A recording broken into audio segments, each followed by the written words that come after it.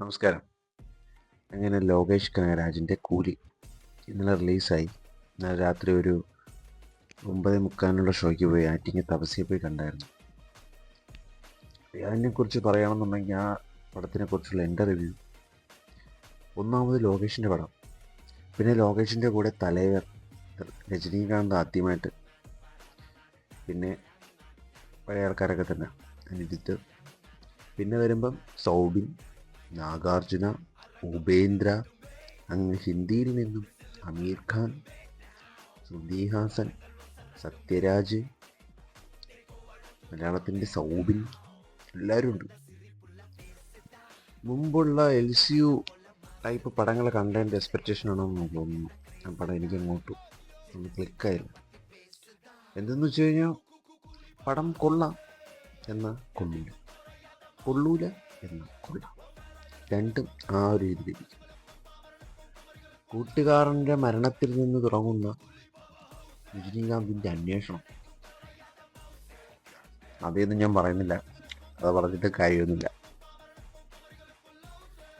സത്യരാജ് മരിക്കുന്നു, സത്യരാജിൻ്റെ മരണം എങ്ങനെ നടന്നു എന്നറിയാൻ വേണ്ടി ഇറങ്ങിത്തിരിക്കുന്ന രജനീകാന്ത്. എവിടെയൊക്കെ എന്തൊക്കെ മിസ്സിങ് ഉണ്ട് പടത്തിൽ.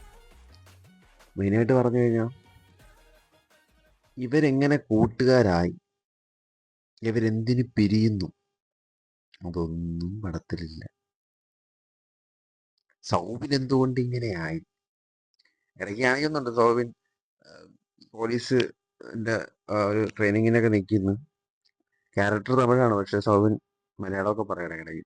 പറയണ്ടേ, കാരണം മലയാളികൾ കാണുന്ന പടമില്ലേ, സൗബിനല്ലേ അഭിനയിക്കുന്നു, അപ്പോൾ മലയാളം പറയണം. എല്ലാം ഓക്കെ എൻ്റെ ലോകി എണ്ണ. എനിക്ക് അറിയാൻ വേണ്ടി ചോദിക്കണം, അമീർ ഖാൻ ഇനി അവിടെ വല്ല പട്ടിയും കൊണ്ട് ഈ നടക്കിറങ്ങിയപ്പോഴെങ്ങാനും പോയി നിങ്ങൾ ക്യാമറ വെച്ച് ഷൂട്ട് ചെയ്യണം. പുള്ളി എന്തിനാണ് അതിലോട്ട് കൊണ്ടുവന്നു? പിന്നെ ഉപേന്ദ്ര പുള്ളി ഓക്കെ, നാഗാർജുന ഒരു സ്റ്റൈലിഷ് വില്ലൻ വേഷമാണ് ചെയ്തേക്കണം. പിന്നെ സൗബിൻ്റെ കാര്യം പറയണ്ടല്ലോ.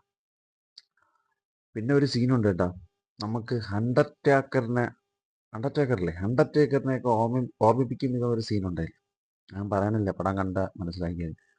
എൻ്റെ ലോകേഷ് ഏട്ടാ ഒരു കാര്യം പറയട്ടോ, നിങ്ങളെ കൊണ്ട് പറ്റും, പറ്റായികയൊന്നുമില്ല, നിങ്ങളെ കൊണ്ടേ പറ്റൂ. ഇത് ഈ പടം കാണാൻ വന്ന പകുതി ആൾക്കാരും, ഞാൻ രജനി സൗബിൻ അങ്ങനെയല്ല, ഞാൻ ലോകേഷ് എന്ന ഒറ്റ സംവിധായകൻ്റെ ഒരു വിശ്വാസത്തിലാണ് ഞാൻ വന്നത്. നിങ്ങൾ ഇത്തിരി ടൈം എടുത്ത് ചെയ്യുന്ന, ഇച്ചിരി ടൈം കൊടുത്ത് ചെയ്യും.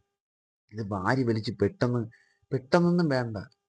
ശ്വാസം പറഞ്ഞ കണക്ക് നിങ്ങൾ ആ LC കൊണ്ടുപോവാ, അതാണ് പറ്റിയത്. എങ്ങനെയെങ്കിലും LC കൊണ്ടുപോവാ. എന്തായാലും ഒരു തവണയൊക്കെ കാണാൻ കേട്ടാ, അങ്ങനെ തോപ്പൊന്നുമില്ല.